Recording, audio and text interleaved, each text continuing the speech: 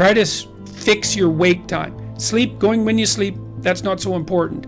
So you can still, stay up late and have fun and all that, but getting up in the morning is really helpful. So, and you also have to figure out how much you can work or write. I can't write for more than about my sustainable maximum for writing is 3 hours a day. And if I push it past that, then especially if I'm editing, I make mistakes when I'm editing, so that's counterproductive, and I can't sustain it across time. And so I don't really think you can do more than about 3 hours of extremely intense intellectual work a day. Although if you have a nap, you can stretch that, but I think at least I end up paying for it across time. So nap, make sure you eat, and make sure that you get enough sleep. So that's how I combat it and try to make myself hyper efficient. What does my average daily schedule consist of? Well, that's fairly straightforward. I get up around somewhere between 6 and 8, and then I work till 10, as hard as I can, flat out, every single day. So, and I've been doing that with very little variation, although it's been much more extreme in the last year since 1985. I work I would say 14 hours a day, at least 14 hours a day. And so that's about 100 hours a week. And the time that I don't do that, I spend with friends, but mostly with my family. And so, and I work as efficiently as I possibly can. I'm always trying to do everything I can as fast as I possibly can. And I'm accustomed to that because, like I said, I've been doing it for 30 years. So that's my daily schedule. And I don't know even what I would do if I didn't do that. I have this cottage that I go to, although I generally spend time writing up there, and I go swimming with my wife, and we go canoeing, and I can take a break in that way. But most of the time, if I take a break even up at the cottage, generally what I do is like carpentry and fix the place up, and I don't like to be unoccupied. I have to be occupied doing something productive all the time, because otherwise I'm not pleased with myself. And I decided a long time ago that I was going to try to live a hyper efficient and hyper productive life. And so it's been a challenge. It's an enjoyable thing for me to some degree, because I'm very interested in trying to figure out how much I can possibly do in the shortest period of time all the time. It's unbelievable the degree to which our sanity depends on a functioning sociological structure. And here's why. Well, first of all, you kind of need to know what to do every day. You have to have a routine, because you're an animal, and if you have a dog or a cat, dogs are a really good example of this. Dogs like routine. They like to be walked the number of times a day that they're supposed to be walked, and they get quite sick very rapidly if you don't routinize their days. Children are exactly the same way.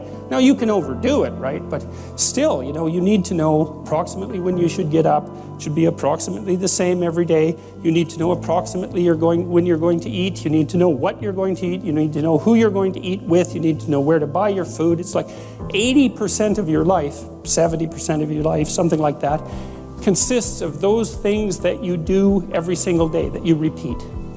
Well, so you need structure, you need predictability, and you need more of it than you think, just to keep you sane.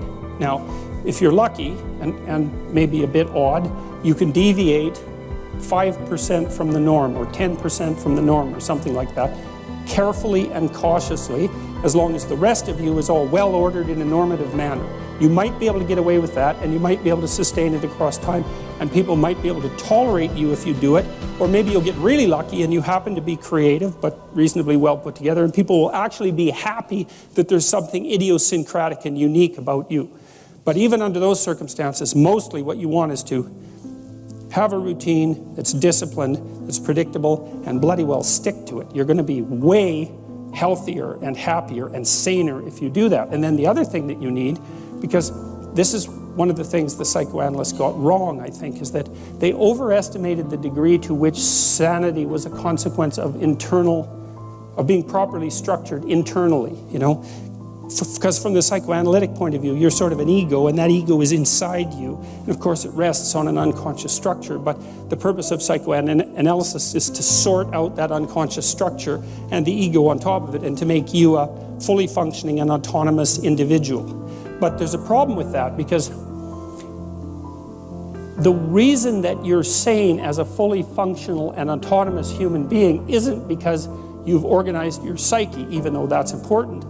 The reason that you're sane if you have a well-organized unconscious and ego is because other people can tolerate having you around for reasonably extensive periods of time and will cuff you across the back of the head every time you do something so stupid that people will dislike you permanently if you continue. And so what people are doing to each other all the time, just non-stop, is broadcasting sanity signals back and forth, right? It's like you smile at people if they're not only behaving properly, but behaving in a way that you would like to see them continue to behave.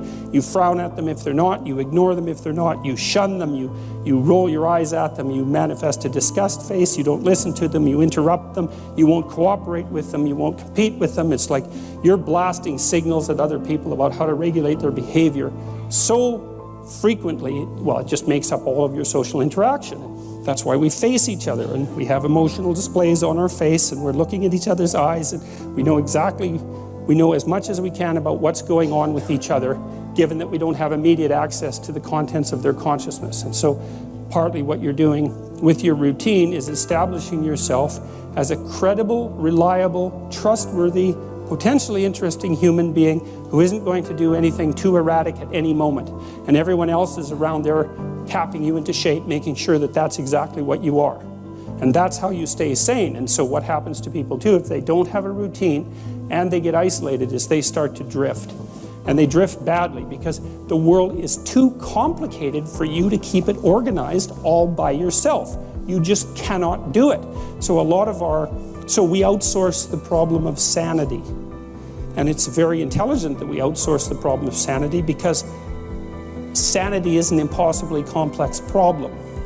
And so the way that we manage the incredibly complex problem is we have a very large number of brains working simultaneously on the problem all the time.